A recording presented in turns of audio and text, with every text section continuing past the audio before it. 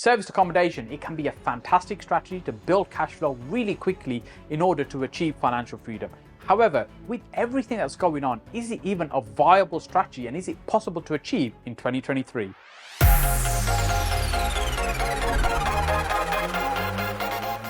Hey, if you're watching my videos for the first time, my name is Saj Hussain, and on this channel I share with you my 15 plus years of property investing experience to ultimately help you get further faster in your own property investing business. Serviced accommodation is a really fantastic strategy. It's one that's been around actually for quite a number of years. However, it's really been much more common, much more attractive strategy in the last few years. More and more people have been thinking about it, and that's primarily probably because of the growth of Airbnb, which is the main platform people tend to use. So the basic concept is being able to take on a property that maybe you don't even own, or maybe even a property from your portfolio that may be available for, say, for a single family as a let. Then you turn that into a property that's available for much more shorter time period, I say on a nightly basis, a little bit like what a hotel would, and then you're charging a much higher rate, and overall in the month you're making more money. So it may be that it's a property you already own, as I said, or it may be it's a property that you take on as a rental, often known as rent to service accommodation. So let me give you an example with numbers. Let's say you take on a property from the open market that's available to let, and it's a 3-bedroom house and you're paying the landlord £700 a month. Then what you do, you take that property, you furnish it, and you make it available on a nightly basis on Airbnb at, say, £100 a night. So over the month, let's say you've got 30 days in a month, you'll have £3,000 that you bring in. However, there'll also be a time where the property is unoccupied, and we call it an occupancy level, and generally around 70% is realistic. So let's say that's 21 nights out of a typical month that you've got the property occupied, so you're generating £2,100. From that £2,100, you've got the landlord to pay at £700, then you're left with about £1,400. And let's say your bills are at £700 or £800 as well that you've got to pay for. And these will be operational costs such as gas, electric, water, council tax, TV license, cleaners, gardeners, internet. These are general costs that you'll have, but also the changeover you'll have as you have the cleaners going in to change over the property, change the bed sheets, etc. each time that you have a new guest coming in. And you'll have things like teas and coffees you might want to top up, and soaps and things as well. So you have some operational costs in terms of running this business. But let's say all that comes to £700. I'm just using arbitrary numbers to be able to explain the principle of how this works. Then you're left with about £700 profit. So you've collected £2,100, you paid £700 to the landlord, you got £700 of costs, and you're left with about £700 profit. Not too bad from a property that you don't actually own. Then over a year, what that means is you're bringing in about £8,400 a year. Now let's say you have 3 of those properties that you're running. So that's almost £25,000 a year of profit you'll be generating in that scenario. Now for many, that's just the equivalent to a typical salary that they'd be earning in a day job, and running 3 properties in this way doesn't require a huge amount of time and effort. So that's a principle, that's a concept in terms of how this works, and that's why it's so attractive, and that's why so many people want to do it. However, this year we're facing a lot of challenges with this particular strategy, and that's because the government is starting to introduce some new rules and regulation. We've already started seeing some of the things happening in Scotland and in Wales, and we most likely will see it happen in England this year as well. And what their concerns are that more and more properties are being used this way, and they're taken away from the typical rental market, means there's less property available. This is more so of an issue the likes of, let's say, Devon and places like that, where this model is used for holiday letting as opposed to say working contractors, which is a type of clients that we have staying at our properties. So with all that said and done, is now the right time to be starting a service accommodation business? Yes, you can make phenomenal cash flow, you can even replace your salary, you can become financially free with this strategy, but with all the challenges, is it worth even starting? Is it worth even pursuing? Look, here's the thing. I've been involved in the property space for about 16 years, and during that time, there's one thing that I've realized is there's constant change happening in the market all the time. In fact, I say the only certainty in property is constant change. The market's always evolving, things are changing, strategies are being adopted, the government introducing new rules, new regulation. It means we can't do what we used to do. We have to do things in a different way. We have to adapt. And that's really the core of being a property investor in the UK. It's having a mindset where you can constantly change and adapt to find strategies that are going to work. So this model isn't going to get killed off. It isn't going to be finished. It isn't going to be the end of service accommodation.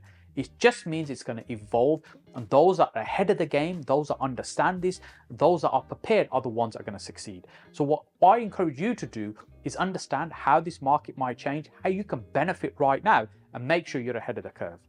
I have actually done a video on some of the changes that are coming to the sector, and I'll link that up here for you to watch that afterwards. But let's now talk about how it is you can get started with this strategy while the opportunity still exists.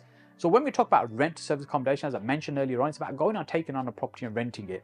But when you get started, my suggestion is look at the low-hanging fruit. What's the low-hanging fruit? Well, you'll probably have friends or family that maybe already have investment property. They may have buy-to-let property. They may have property that they use, that they let out.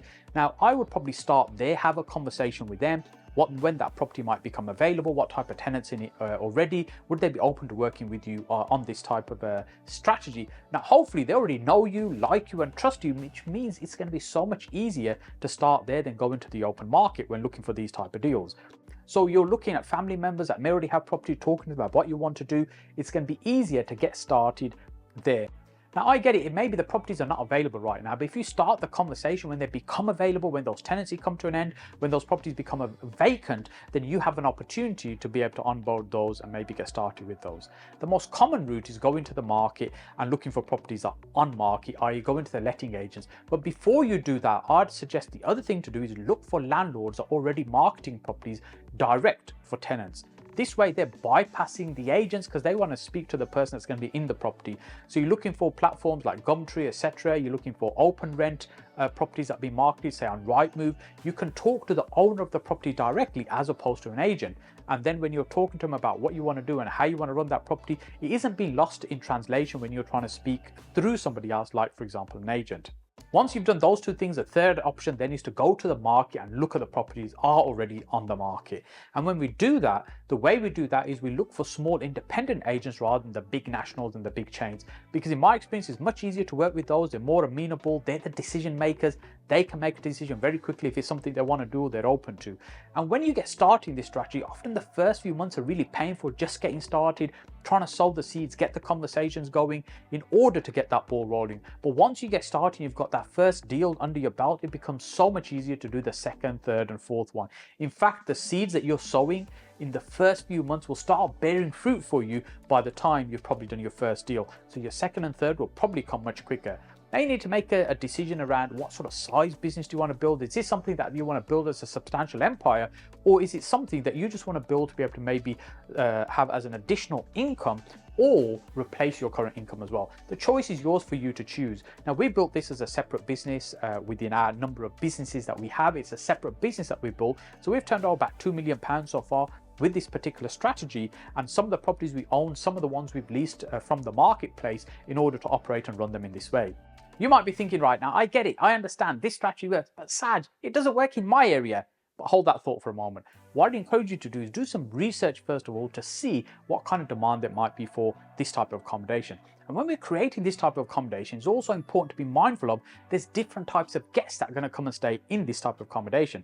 So the best analogy I can give you is that of a hotel. So when you see a hotel, there's different types of hotels, there's different quality, there's different grades, there's different stars of hotels, and they attract a different type of clientele in each of those hotels because they target a different audience. So you might have a Premier Inn, a Holiday Inn. The prices might vary massively between those two. One might be £40 a night, one might be £300 a night, because they're trying to target a different client. They've got a different product they're taking to the market. So the first thing to consider really is in your area, what type of market does it already exist? And the easiest way to do that is to go and have a look at what hotels exist in the marketplace right now and who are they currently serving? What sort of price point are they charging? This is generally the easiest way to do it. Another fantastic tool that you can use if you want some more detailed analysis, if you're particularly somebody that's much more analytical, you want to look at the numbers, the rates, the occupancy levels, there's a tool called AirDNA that you can use. There's a free version, and if you do the paid version, it goes into much more detail in terms of the information that it can give you to really drill down the information that you might need in order to be able to make a decision. Now, I talk about data points, and what that means is that we need to collect lots of little bits of data when we're doing research. So for example, AirDNA would be one reference point, your hotels would be another reference point. You'd also get onto Airbnb and look at the marketplace generally, see who else is already advertising there, what's available on booking.com. So you use a number of data points in order to be able to build up a picture of whether it's going to be viable in your area. And I suspect most places this will work if hotels already exist, but also what sort of price point you'll be able to charge and what type of accommodation you need to create to match that price point.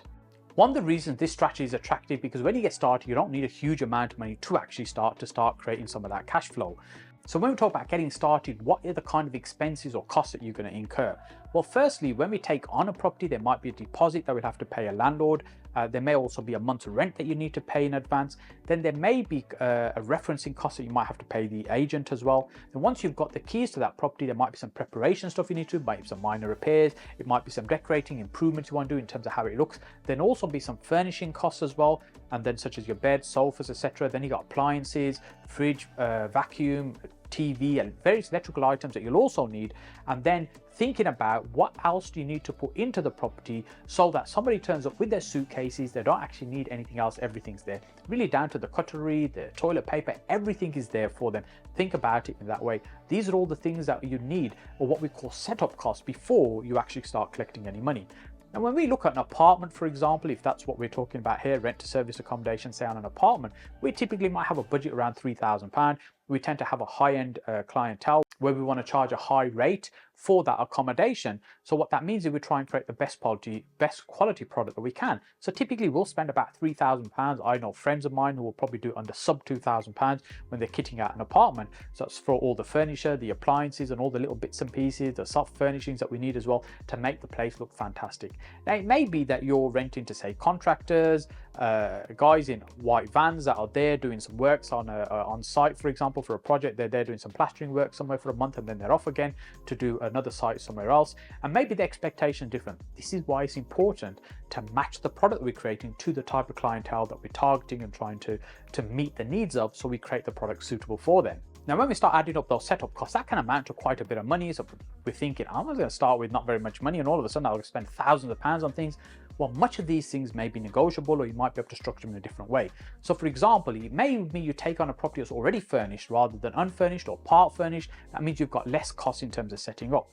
Now, when I suggested where we can look for property, let's say you have property from friends or family, they've got rental property that you're taking on for this purpose. It's most probably you're not going to be paying rent in advance or a deposit as well. You might be able to negotiate those things. In fact, if you can pay rent in arrears, that means you've already collected money that month before you're paying it. Or if you can negotiate a 1 month rent free, that means you've got rent coming in first before you have to start paying rent out as well. So you can get a little bit creative this way. You can also lease furniture as well. In fact, if you're looking to lease items like this, that could be down to the appliances, the furniture, and all these things, or a full package. I've got great contact for you. Just reach out to me, connect with me on Instagram or Facebook, and we'll send you a contact that can help you lease furniture as well.